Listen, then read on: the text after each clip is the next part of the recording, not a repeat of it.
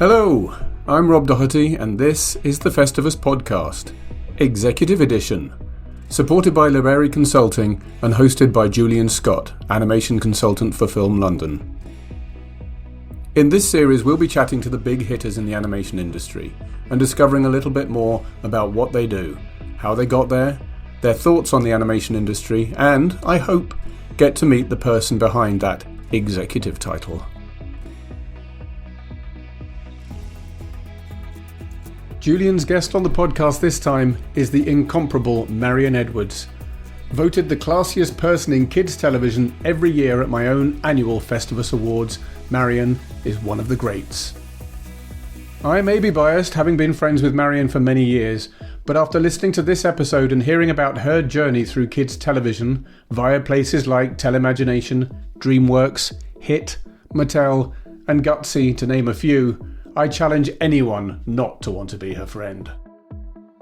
Not only does Marion share her career journey with us, but also tips on good co-production etiquette and why networking is such an important part of anyone's career.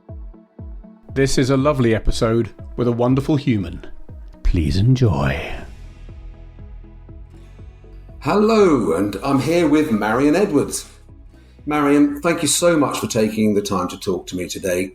You're a two-time BAFTA-nominated producer, an Emmy award-winning producer. You've got awards from the Annecy Festival and Cartoons on the Bay, which, don't get me wrong, are huge achievements. But some out there may consider your brownie beekeeping badge an even higher accolade, let alone that you can sharpen a knife using a knife steel and row a boat in a straight line. Have any of those skills played a part in achieving your animation-related awards? Not yet, but I do tell everyone that come the zombie apocalypse, I'm the person to have on your team because those skills are going to be super useful. I can row you away, I can sharpen your knife, and I can provide some honey to have on your non-existent toast. Brilliant. Do you still have bees? Do you have bees right now? No, my dad kept them when I was little. And so that's how I decided that I would go for my brownie beekeeping badge. I always like to have achieve something that's a little bit different. I'm the young woman that didn't get her ears pierced. I'm the person that did a bungee jump purely so that I could be the only person amongst my friends who'd done a bungee jump. So yes, the brownie beekeeping badge, I think I was the only brownie in Oxfordshire with that badge. Just like to, just to be a little bit different. Okay. That's something else I didn't know about you. We have that in common. I've done a bungee jump too, which... That means we can't be friends anymore, Julian. Sorry, I didn't mean to try and, diminish your achievement at all. I apologise. I'm making it up. I didn't really do a bungee jump. It's all lies. Was animation a big part of your life growing up? Were there any particular films or TV series that left an imprint and inspired you to want to work in the animation industry? No, I do confess this to everybody, but I did fall into animation by mistake. When I was growing up, I had I still do have two older brothers, quite a bit older than me. So they were very much in control of my viewing. So I was unfortunately always watching things that were slightly older and never really, I was allowed to watch the Wombles. That did have a big impact on me, I must admit.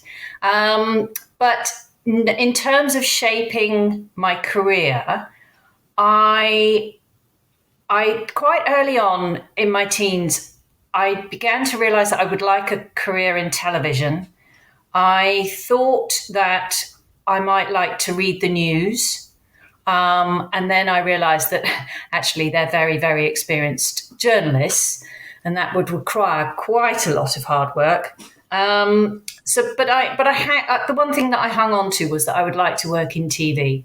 So after university, I got a job at the BBC, entry level.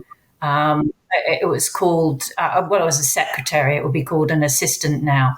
So No, I'm awfully sorry. I can't claim to have had a burning desire to work in animation, but I will say that once I discovered animation, I fell in love with it, and I knew that that's where I wanted to be. That's interesting, because early in your career, you worked at Telemagination in the UK. If animation wasn't sort of on your radar, how did that come about, and what were you up to at Telemagination?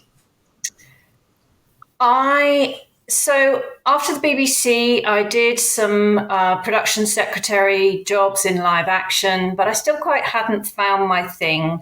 I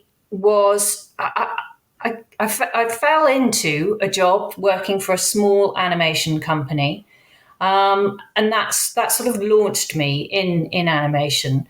But when I was looking for work, I emailed, actually, I wouldn't have emailed, but it was back in the day. I would have posted my CV out to various different companies. One of them was to Telemagination, to the owner, the producer, managing director, a man called John Mills. And I must have mailed out, 10s, 20, 30 CVs. He was probably one of the very few people to get back in touch. Wrote back, said, I don't have any jobs at the moment, but I might do in the future. Would you like to come in for a coffee? I went in, I met him, we got on really well, but he reiterated, I don't have anything at the moment, but let's keep in touch. Time went by. I did then get another job in animation, and my career took off in animation.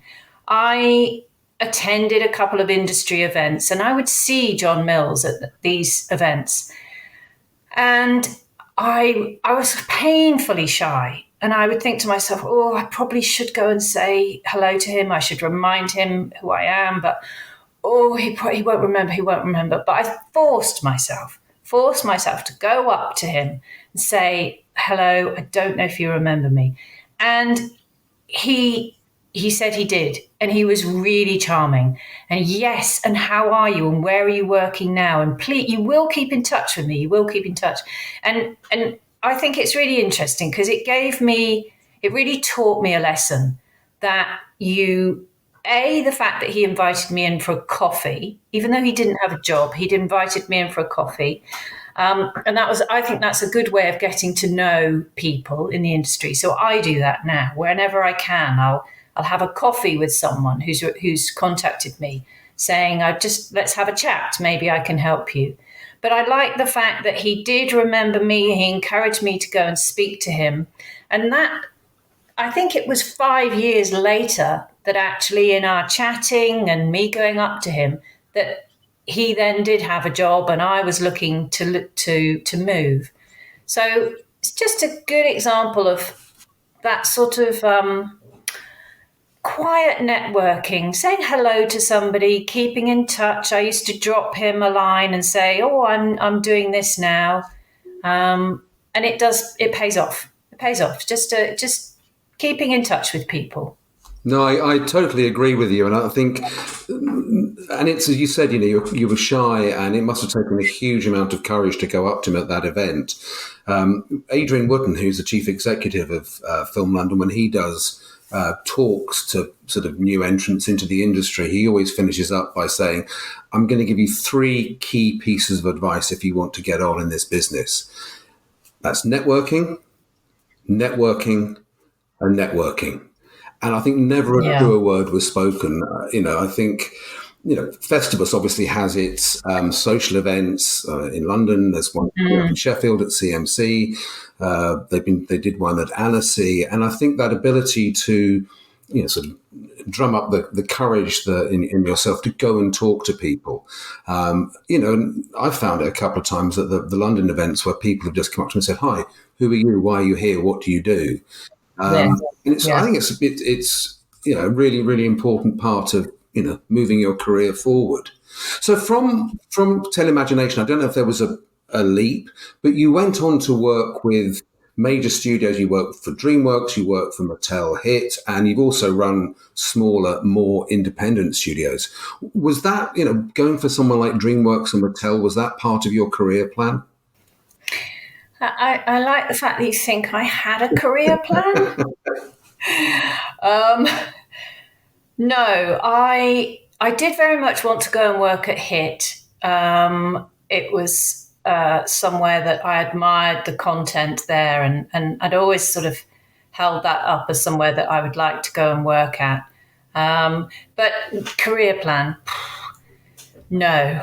I think we are.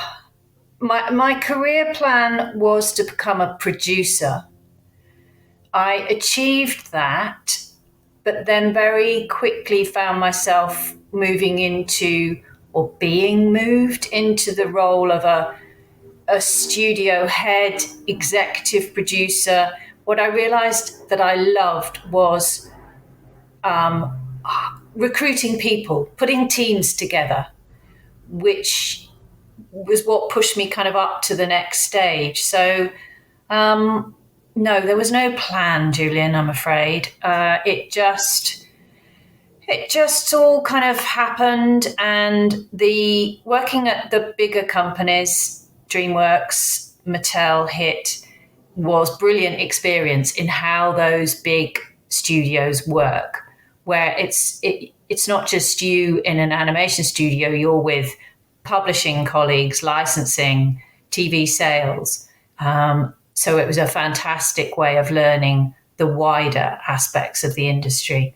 But that's not, and I can use that knowledge when if I've worked at smaller companies. It was a fantastic education. Yeah, I was going to ask you about that. I mean, because when you work in those larger companies and you've got all the, as you said, the distribution department and the legal department and the financial department and all that support and admin network, if you like. When you go into the smaller studios, you obviously have to then, I assume, do quite a lot of that stuff yourself because you don't have large teams supporting you and doing a backup. So I guess that was, did you work at the bigger companies first and then go to the smaller ones, or was it intermingled? No, smaller independents. Worked at a couple of smaller independents. And then I did some freelance consulting. That's where you really miss having support. Remember the first day of freelancing and my computer not working, and then thinking, "Oh, now what happens? There's no IT team to call." So then I did my phase of HIT, Mattel, Dreamworks, and then back out the other end into the smaller indies again. I guess the larger studios have been top and tailed by working for smaller indies, smaller studios. And I guess wherever you work, whatever you do, or wherever one works, whatever one does, it all feeds into another. You learn from bigger companies, you learn from smaller companies, you can feed them backwards and forwards. And a large part of your work, has been managing large-scale international co-productions, and you've got a well-deserved reputation in putting those kind of shows together and running them. Those sort of large-scale co-pros went away a little bit when the streamers were at their height, when you could go to a Netflix and say, "Here's my project, here's the budget," and they'll say, "Great, we'll cash flow it. Here's your production fee, a little bit of an uplift." But those one-stop commissions are shrinking. There's not so many of them around anymore. As a result, do you see those large-scale co-productions coming back? Yes, but not necessarily large. Small co-productions, people looking at ways to collaborate and work together.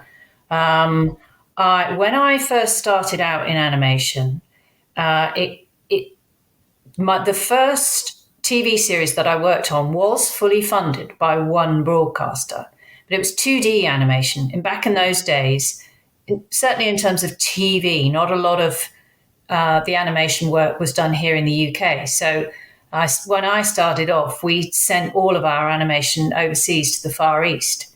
So right from day one in my animation career, I've been working with international partners. And from day one, I learned how you need to communicate with your various partners around the globe. And I love co-productions. A lot of people come to me and say, "Oh, we're going to have to work with a studio in Germany, Australia, Canada. Oh, it's all going to go horribly wrong. But I think co-productions are a fantastic opportunity. I think if you set them up properly, and you treat each other well and you communicate, there's nothing I love more than wrangling a co-production and working out who has the best talent to do this aspect, who has the best talent to do that, where should this work take place, but how does it all work together? You can't have studios working in isolation and then offering up their bit of the process, going, oh, well, here you go. I think animation is a great industry for collaborating.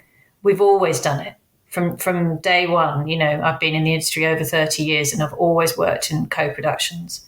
So yes, I think they will. With the streamers commissioning less, people will be looking more to collaborate with different studios. Definitely. And what would your advice be to say a studio that's grown up on the back of a couple of Netflix commissions or something with Apple TV or Disney Plus or any of those larger streaming platforms where it has been a one-stop shop, and now they're faced with, here's my show, I know what it's going to cost, I've got a chunk of my budget out of my home broadcaster, say I've got, I don't know, 15-20% of my budget for my home broadcaster. How do you suggest they go about finding those partners, those international partners, and what are the pitfalls to avoid, in your opinion? It quite often gets said, I'm not the first person to have said this, that it's a little bit like a marriage. The studio that you're going to work with, that you're going to co-produce, you're going to be talking to them every day. You need to, so you want to look for. It is quite tricky because you need to look for a partner that will be bringing some money to the table. That's why you are co-producing, because you need some additional money. You're also going to be looking for a partner that brings something creatively, because you have your project that you're so passionate about and you want the very, very best for your project. You don't want to dilute it. But you then also need to be working with people that you are really happy to chat to every day, that you will be happy to sit around the dinner table with on the couple of times a year that you meet up with them, and that you can speak honestly with. If you go into it thinking, oh, they're not really into my project, or I don't like the way that they work with their staff, or I don't like their attitude on this, that's only going to get worse. So my advice is to cover off the three things. Obviously, you're talking to them because they can contribute financially. You're talking to them because you like the creative work that they do, but you also need to be talking to them because you genuinely get on. You know, can you sit and have a dinner where you don't talk about the project, but you talk about your hobbies, your holiday, what book you're reading? You know, whatever's important to you. That I think that's really important and just helps you get on. And every now and again, you do have to get in the same room together. You really, really do, and you will achieve so much by getting in a room together. I totally agree, and I think, you know, one of the things that's important to do is make the effort to go there, as well as you've said. You know, co-producing, you mentioned Germany, which has got lots of fantastic studios, to actually make the effort to go over there to them and spend time with them and show that you genuinely care about them and what their work and how much their work means to you, as well as the financial contribution, obviously, is really, really important. Do you think, I mean, people of this podcast have said before that the lovely thing about animation is that the vast majority of the people who work in it are really, really nice. I'm not expecting you to disagree with that, don't worry. But you know, is that you know, you said, you know, are these people that you could go out to dinner with and everything else?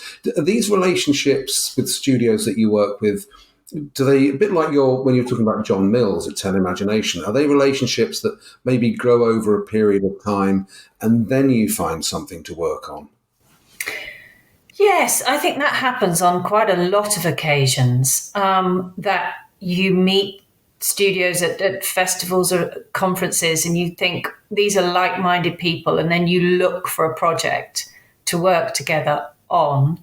Sometimes you don't have that luxury, and you may be, well, not forced. That sounds a little bit strong, but maybe a project comes along with somebody else already attached to it.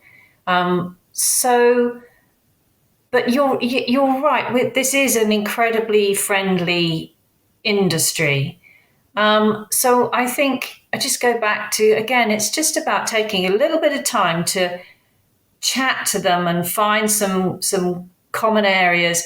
When I was at HIT, the reason I went to work at HIT in the end, I know I said I had always wanted to go and work there, but I was offered a job by a woman called Lenora Hume, who was running the production. And at that point, she's Canadian. She worked at Nelvana, and then she went down to LA and worked for Disney Television for 17 years. She ran Disney Animation Television for many, many years, 17 years, I think. And then she came over to run production at HIT. And she was an amazing boss, and I learned an awful lot from her. And in my first week, I accepted the job because I knew that I wanted to work for her. And in my first week, she set up lots of calls for me to talk to the various different studios that we were working with. And there was a studio in LA. HIT had 2 shows with them. And she set up a call that it was just me and my counterpart. She didn't join it. And beforehand, she told me a little bit about the person I was going to speak to, and said, and his wife has just had twins. And so I jumped on this call, a little bit nervous, week 1, not really quite sure yet what I'm doing. But almost my first question, I said to this guy, I hear you've had twins, tell me all about them and send me photos now. And I was genuine. I'm not faking it. I was genuinely interested. And obviously he then spent the next half an hour telling me about his twins. And we've talked about that since. And he said, you know what, that was just fantastic because you broke the ice and you allowed me to talk about something that was just overwhelming me at that time. And I liked you for it. You weren't just going straight in with, for crucial questions about, are you on schedule? Are you on budget? What are you doing about this? What are you doing about that? And so, yeah, I always think that was a good lesson that I learned. Thankfully, we're still very much in a people-led business, and long may that continue. This podcast is made possible thanks to the support of the awesome Liberi Consulting. Liberi offers specially tailored industry-related training courses. Check them out at libericonsulting.com. That's LIBERI consulting.com. You can also find links to their fantastic courses on the Festivus website. The IP that you've worked on and you've realised has ranged from in inverted commas legacy IP, original creator-led projects like Bob the Builder, Thomas and Friends, Postman Pat, and maybe those are now seen as legacy IP. And most recently, you've been executive producer at Gutsy Animation on Moomins for Sky Kids. How do you view the current network desire for legacy IP over and above original ideas? Do you think that's sustainable, or at some point do you think we'll go back to the networks wanting new, fresh ideas? Look, I get it. Times are tough, and it's a sound business decision to go with something that has a track record. So I can understand that. On the flip side, however, if you look at, certainly in the preschool world, what does everybody know about? Well, it used to be the first thing that anyone would say would be Peppa Pig. Now it's Bluey, but 2 original projects. So I think that hopefully we're in difficult times at the moment. There's not a lot of money around. Commissions are down. It's the full circle, isn't it? We need the funding at commissioner level. We need the platforms. We need to be supporting UK productions. And when there is more investment and there are more commissions, then the original ideas will come through again. So it's I get it. I get why it's happening, but it means that we have to look wider, and we have to look at our industry and fight for investment in our industry. And do you think that we've got the new AVEC tax credit that started at the beginning of the year? We've soon to have, it through legislation, I think, regardless of which party gets in at the next election, and this may well be broadcast after the next election, so we'll know who's in power. Yes. There's every hope that the IFTC, the Independent Film Tax Credit, will go through into legislation. Do you think those increased levels of tax credit investment from the UK really help address exactly what you've been saying, fighting for the funding? They will help. They're not 100% of the answer, but they will help. They will help studios to close the financing. So it's all part of raising the awareness and having success stories to shout about, and go back to government and say, look, it's working. We need more of this, or increase it in this area, or bring in other incentives. So yeah, it's part of the progress that we need to be making. Interesting. And that sort of moves me on to my next thought, which animation's been through a vast number of changes through both our careers, and it's going through significant changes now, which you've already mentioned. And we've got quite a significant chunk of our older audience, or in the kids area, in terms of animation, shifting across to YouTube and user-generated content on sites like Roblox. Do you think we need to adapt? How do we adapt to take advantage of those changes? Because the audience is still there, isn't it? They've just gone somewhere slightly different. So what do you think as an industry we need to do to find them again? We need to be listening more to young people, so that and watching where they're going and why they're going to these places. We can't just carry on commissioning linear, traditional content, hoping that someone will find it one day. The kids have gone. They're on the other platforms. So as an industry, we need to be keeping in touch with our audience. Ideally testing out new ideas, which of course I know I appreciate takes money. Mm-hmm. But yeah, we need to be following them, racing to catch up with where the audience is going, I think. Okay, how is there anything, sort of asking off the top of your head here, anything specific that we can be doing to do that? It's like the magic question, isn't it, Julian? If I knew that, I'd be giving it away on a podcast, wouldn't I? I was rather hoping you'd tell me, so I had a clue, to be honest with you. No, we'll get back to you when I've worked that one out. No, absolutely fair. I shan't quiz you any more on that one. That's an absolutely fair response. I know training and supporting new entrants to the industry is very important to you. And skills and talent development have been mentioned a few times in these podcasts. We've got, I think it's something like 130 degree courses relating to animation in the UK, coming out of about 60 universities. For a while, there's been what I like to call a perceived skills gap between what industry needs and what degree courses provide. And a number of people have said they think that's decreasing. But are there things that the students themselves, you mentioned networking earlier on, who are currently studying or having recently graduated, things that they can do to increase their employability?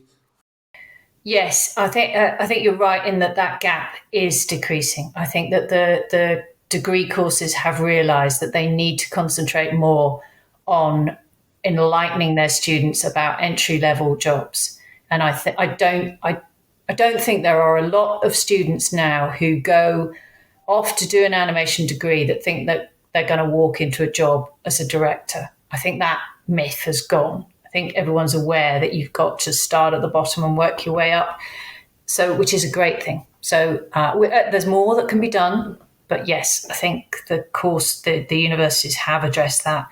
I always say to graduates, or if I'm talking to students, that, and it brings us back to where we started with networking, you've got to try and make little relationships with different studios, and understand that the studios, the producers there, they're super busy. They're super busy. And sometimes, and I've been guilty of this in the past, someone asks you for work experience and you just think, oh, I haven't got the time. I haven't got the time because I'm going to have to look after that person. So I always encourage them to try and say, look, could I, if you want, so for example, if you are a designer and you want a career in character design, to write in and or if you can speak to somebody to say, look, could I come and shadow one of your team for a week? I would just do the same work that they're doing.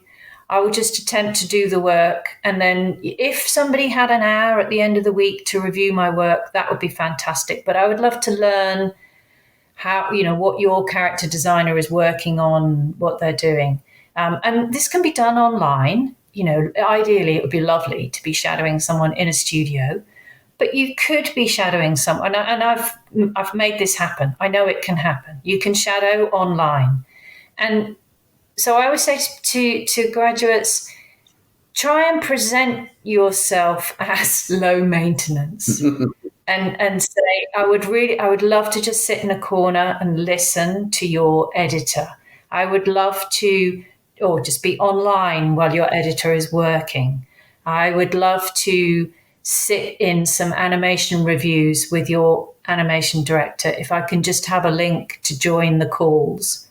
And then you learn the language, you learn a little bit about the jobs in that particular studio, and you make some relationships. So that's one thing that I actively encourage people to do. Present themselves as low maintenance, present the solution, as well as making a request, present the solution. That's really good advice, and I think that's brilliant advice. I might try and do some more of myself, to be honest with you. You've inspired me. There you go. We were talking earlier on about what more can we do for the industry in terms of sort of funding and stuff like that. And alongside your production work, you sit on the Children's Media Conference Advisory Committee. You're an active member of BAFTA. How vital do you think organisations like that, like Animation UK, like Festivus, how vital are those organisations for the animation industry? Absolutely crucial. Absolutely. I think we'll know that BAFTA Kids has been going through a little bit of change recently, and I think have taken their eye off the ball a little bit with kids, but they are telling us that they're getting back into our industry.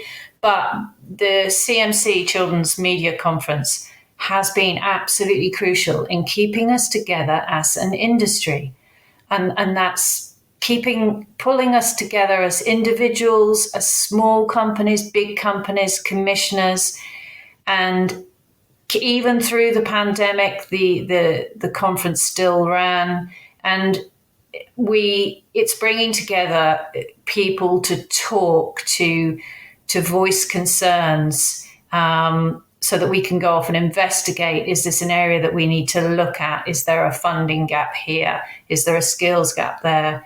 And we all, Festivus will be at the CMC, Animation UK will be there, and it's we're small. We're a tiny industry. There's quite a lot of companies that are actually one person working from their spare bedroom, but come together and we're a force to be reckoned with. Come together, and we're in it. The minute that one-man band who's working from their spare room, the minute that person gets off the train in Sheffield, they're part of an industry. Then we're a group, and then we're a voice, and people listen. So yes, I think they're all crucial in we connect, collaborate, and commit. The theme of this year's CMC. We need to connect together. We need to collaborate and communicate and keep the issues at the top of the agenda. No, that's very interesting. I can't disagree. And when you look back to the introduction of the tax credits 12 years ago now, and the increase in the tax credits, and an awful lot of that came from that joint force of individuals coming together as one and lobbying governments and lobbying treasuries and lobbying all sorts of other organizations to sort of say, look, this is an industry which is worth a huge amount of money to the economy. It employs an awful lot of people. It also represents the UK culturally. So come on, give us a break. Yes. And yeah, you're right that with the tax credits in particular, it was a lot of strong individuals who were lobbying for that. And I was at HIT at the time. And I remember that HIT, because when you're lobbying for things like that, you need research, you need facts and figures, which of course costs money because you have to commission reports. And HIT, and I'm absolutely sure other big studios, organizations contributed money, donated money. So that's a good example of the industry pulling together, where the big studios, I mean, you could have said that HIT didn't need the introduction of tax credits. It certainly didn't, it didn't survive to take advantage of them, but it put its hand in its pocket to contribute, because it all helps towards growing the industry. And the bigger the kids' industry is, animation industry, the stronger we are, the better we are. Absolutely, 100%. Just sort of coming to the end of this now, and I just wanted to ask you a few sort of broader questions as we wind up. And there's one that occurred to me whilst we were talking about sort of legacy IP and original ideas and things like that. Are you prepared to admit to a project that you've passed on that you later regretted? And I'll caveat that with, I passed on Lazy Town a number of years ago and kind of regretted that because it went on to be quite big. Yes. Well, I've never been in a position to commission projects, but I have often been in a position where I'm looking for new projects. And I was lucky enough to read at a very early stage. I read the first How to Train Your Dragon book and contacted the publishers. I even managed a meeting with Cressida Cowell. It was when I was at Telemagination. And we put forward our very best presentation. Strangely, she decided to go with Dreamworks. I really don't know why. I don't know what it was. What a mistake that was. Exactly. Foolish exactly. So that's definitely my one that got away. No, that's quite a big one, to be fair. So, what in terms of advice, what you've worked with, some icons of the industry. What's the best creative or business advice that you've ever been given by somebody you've been working with or working for? I don't know about specific advice that I've been given, but I have had the opportunity to work with some very amazing people in the industry. I mentioned earlier Lenora Hume, who I worked for at HIT, and I suppose it's not exactly that she gave me advice, but I very much, if I find myself in a tricky work situation, I do try and stop and think, how would Lenora handle this?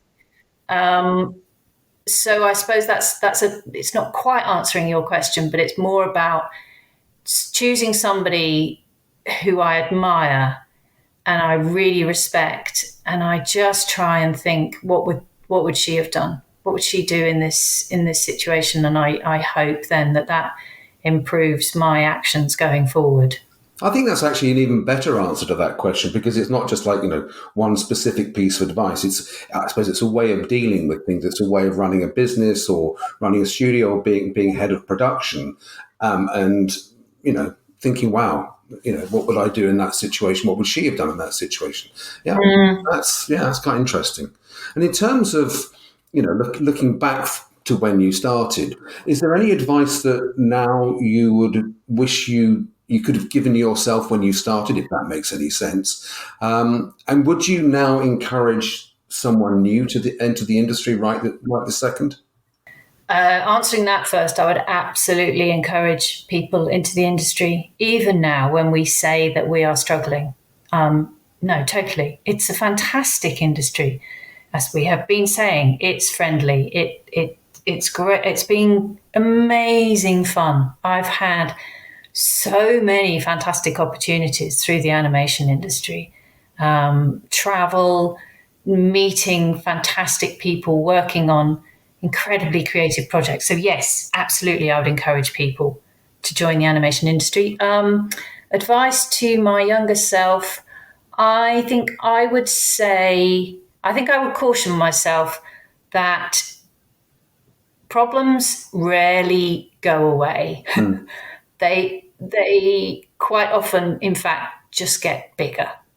And so I think I would tell my younger self that I probably needed to tackle a few of those problems a little bit, if I'd have tackled them earlier on and not just kind of crossed my fingers and hoped that they would go away.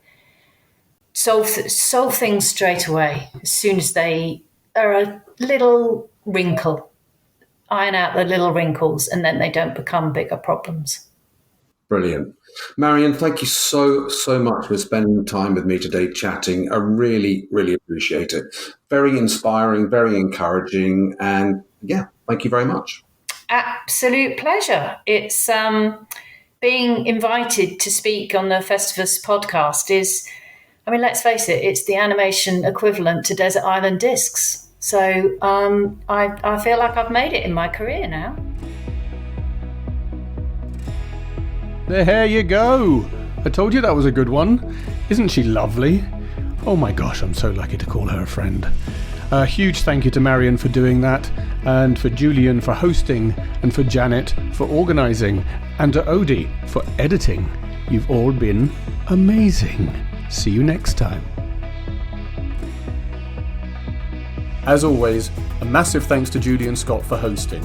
Information about Film London can be found at filmlondon.org/animation. Well worth a visit. And once again, a huge thank you to Liberi Consulting for all their support in making this podcast series a reality. Check out their industry-related training courses on the FSTVS website now. Thanks everyone, and come back soon for more episodes.